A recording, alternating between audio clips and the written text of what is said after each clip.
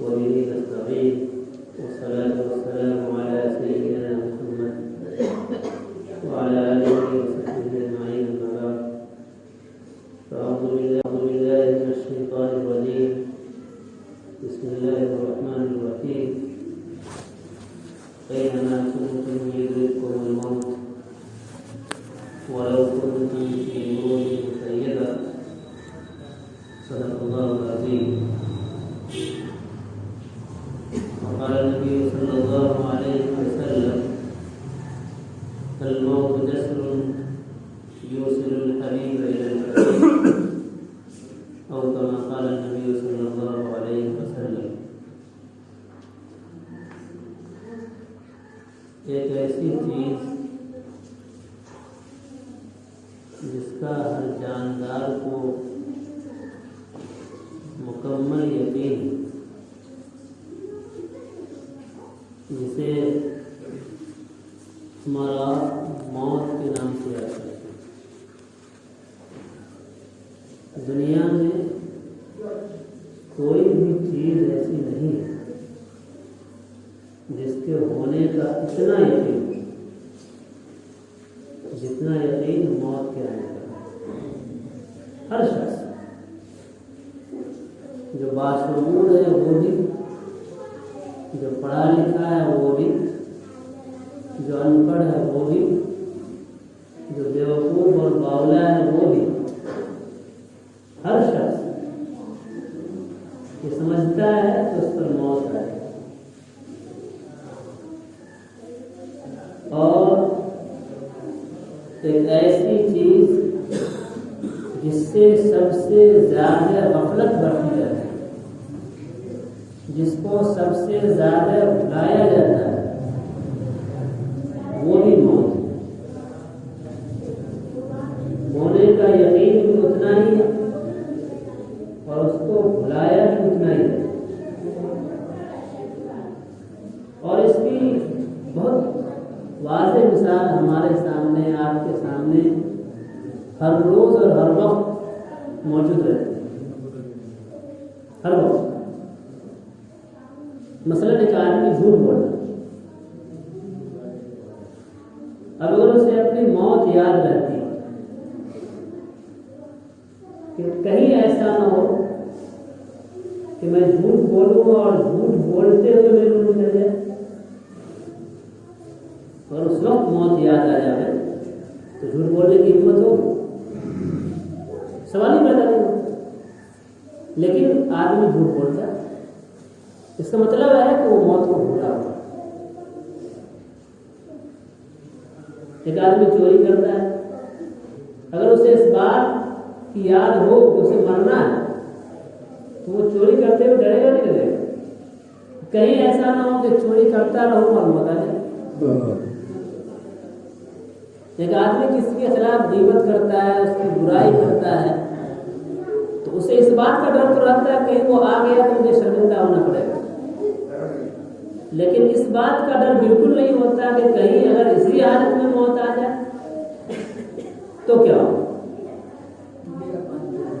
تو سب سے یقین اور اعتماد والی چیز بھی موت، اور سب سے زیادہ بھلائی جانے والی چیز بھی موت. مومن کی شان یہ ہے کہ اس کا ہر لمحہ اس سوچ کے ساتھ گزرے کہ نہ جانے ہماری زندگی کا یہ آخری لمحہ.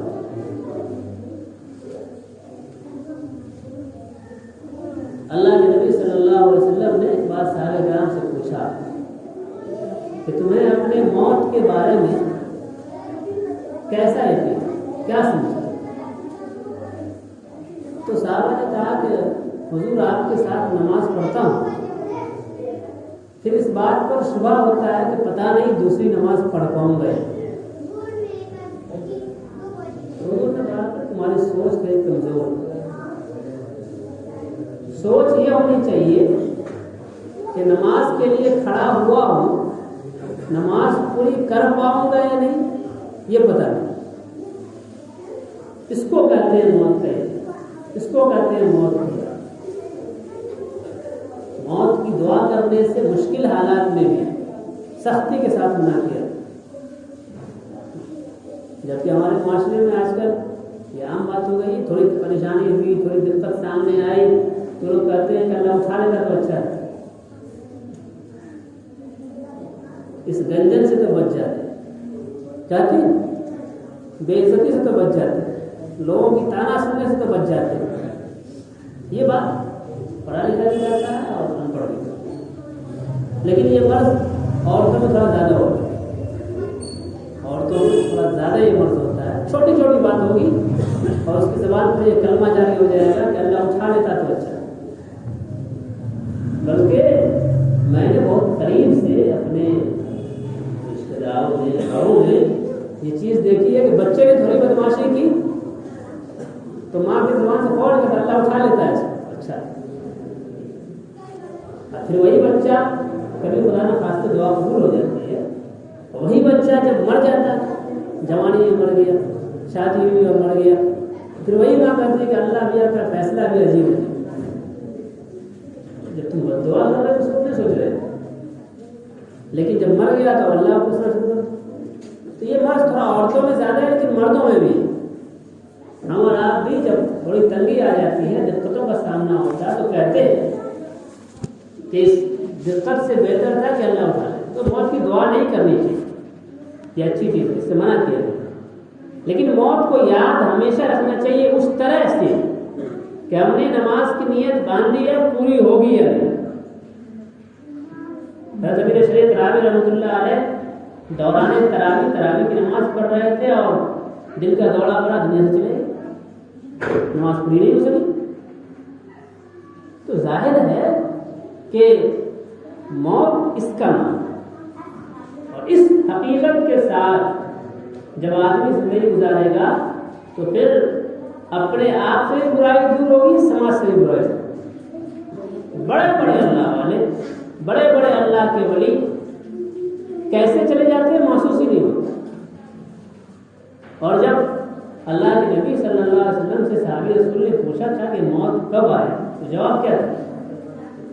یہ جواب نہیں تھا کہ موت فلاں دن آ جائے، جواب یہ تھا کہ تیاری کیا کر رہے ہو، موت تو کبھی بھی آ سکتی ہے، یہ تو اللہ جانتا ہے کہ تم کب جاؤ گے دنیا سے۔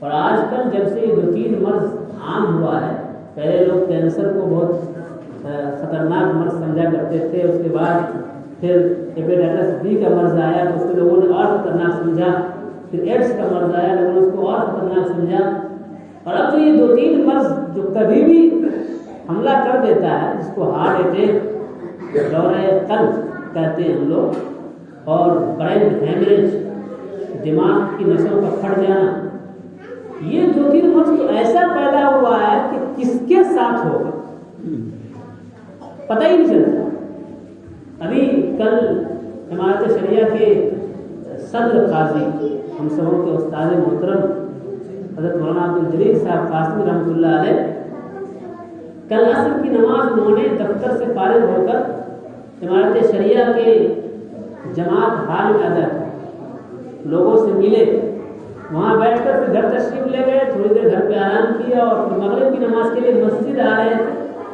مسجد کے دروازے پر گرے، بے ہوش ہوئے اور داعی اجل کو لبیک کر۔ اب اس طرح کی موتیں ہمارے سامنے ہو رہی، آئے دن ہو رہی، لیکن پھر بھی ہمارا رخ اللہ کی طرف ہے، ہمارے دلوں میں اللہ کا خوف پیدا ہے، ہم دھڑلے سے برائیاں کر رہے ہیں۔ ایک آدمی رات کی تنہائی میں برائی کرتا ہے جہاں کوئی نہیں ہوتا۔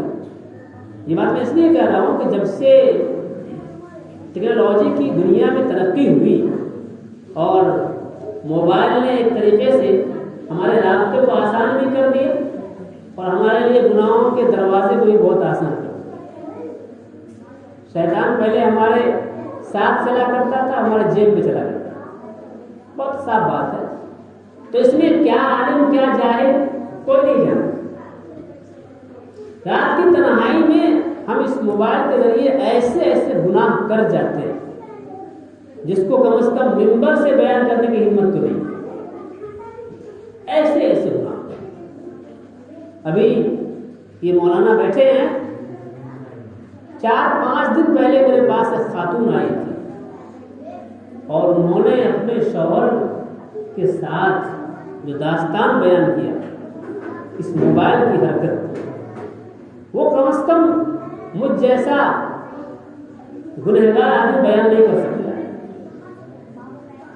ایسی حرکتیں اس موبائل فون سے ہو رہی ہے کہ فرشتے آئے یا نہ آئے، انسان بھی دیکھے تو شرمندہ ہو جائے، لیکن جو کر رہا ہے، جو اس گناہ کو انجام دے رہا ہے، اس کے دل میں ذرہ برابر یہ خوف پیدا نہیں ہوتا کہ اگر خدا نہ خواستہ اسی وقت ملک الموت آ گئے، اسی وقت اور اسی حالت میں ہماری موت ہو گئی تو اللہ کے سامنے کیا ملے گا؟ ایک آدمی جس کو مسجد کے دروازے پر نماز پڑھنے کے لیے جاتے ہوئے دل کا دورہ پڑا، وہ اس دنیا سے چلا گیا، سوچیے وہ کتنا خوش نصیب ہے۔ اس کے جنتی ہونے میں کم از کم مجھ جیسے لوگوں کو شک نہیں ہونا چاہیے، لیکن ایک آدمی جو موبائل پر گندی حرکت کرتے ہوئے اللہ کے دربار میں بلا لیا گیا، تو پھر ذرا سوچئے کہ اس کے بارے میں کیا نظریہ ہے۔ اس لیے موت کو یاد رکھیے، اس کو بھلائیے مت، کبھی بھی آ سکتی ہے، کسی کو بھی آ سکتی ہے اور کوئی نہیں جانتا، نہ عالم جانتا، نہ جاہل جانتا، نہ ماسٹر جانتے، نہ پروفیسر جانتے، نہ جوان جانتا، نہ بوڑھا جانتا۔ اصل میں ہوتا یہ ہے کہ ہم لوگ یہ سمجھتے ہیں کہ عام طور سے موت کی عمر تو 60 کے بعد ہی ہوتی ہے۔ عام طور سے ہمارا ذہن یہ بنا ہوا ہے، ہمارے نوجوانوں کی بڑی تعداد ہے، ذہن یہ بنا ہوا ہے کہ موت کی بات تو پھر 60 کے بعد ہی ہوتی ہے، اس سے پہلے کیا موت کی بات، تو اس سے پہلے جو کرنا ہے کر لیجیے، پھر دیکھا جائے۔ میرے بھائی، آپ نے مسجد میں آ کر نماز پڑھی، اللہ کی رضامندی کا کام کیا، اور تنہائی میں جا کر آپ نے اللہ کو ناراض کرنے کا ایسا کام کیا کہ انسانیت شرمسار ہو جائے، بھلا بتائیے نمازیں کتنی کام آنے والی؟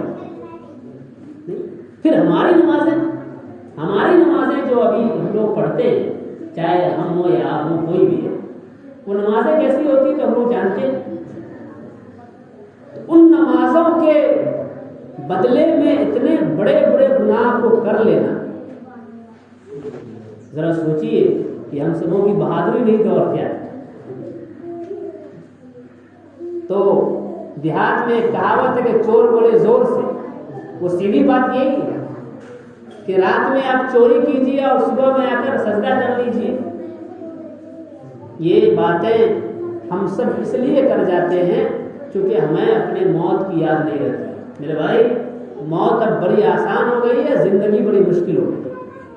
ہندوستان کے جو حالات ہیں، مہنگائی اس طرح بڑھ رہی ہے، جینا تھوڑا مشکل ہو رہا ہے اور موت آسان ہو رہی ہے، کیونکہ ظاہر ہے ایک عام آدمی کو اگر ہارٹ اٹیک ہو جائے اور 2-2.5 لاکھ کا آپریشن کرنا پڑے تو وہ اس کے لیے بہت مشکل ہے، وہ تو مرے گا۔ تو موت آسان ہو گئی، زندگی مشکل ہو گئی۔ ایسے حالات میں اگر ہمیں موت کی یاد نہ آوے، اللہ کا خوف ہمارے دلوں میں پیدا نہیں ہو، تو بھلا بتائیے قیامت آئے گی یا نہیں آئے گی؟ شرار قوم پر ہی، قوم کے بدترین لوگوں پر قیامت قائم ہوگی۔ تو جب اچھے لوگ اٹھا لیے جائیں گے تو ہم جیسے گنہگار ہی بچیں، جن کا دن بھی گناہوں میں مبتلا ہے، جن کی راتیں بھی گناہوں میں ڈوبی ہوئی۔ اس لیے قرب قیامت کو اپنے پاس دیکھ کر قیامت مجھ جیسے لوگوں پر قائم ہو جائے، ایسے مت کرو۔ اچھی موت نصیب ہو، خوش نصیب موت والوں ہم لوگ شامل ہوں، اس کی حسرت کرنی چاہیے، اس کی کوشش کرنی چاہیے۔ گناہ کرتے وقت یہ بات ضرور سوچیے کہ اگر اللہ نے اسی وقت بلا لیا تو کیا ہوگا۔ یہ بات اگر دلوں میں اتر جائے گی تو میں سمجھتا ہوں کہ 90% گناہ آٹومیٹک کم ہو جائے۔ اللہ تعالی ہم سبوں کو اپنے نیک بندوں میں شامل فرمائے، اور اللہ تعالی ہم سبوں کو گناہوں سے بچنے کی توفیق دے، اچھی موت نصیب کرے۔ ربنا تقبل منا انک انت السمیع العلیم۔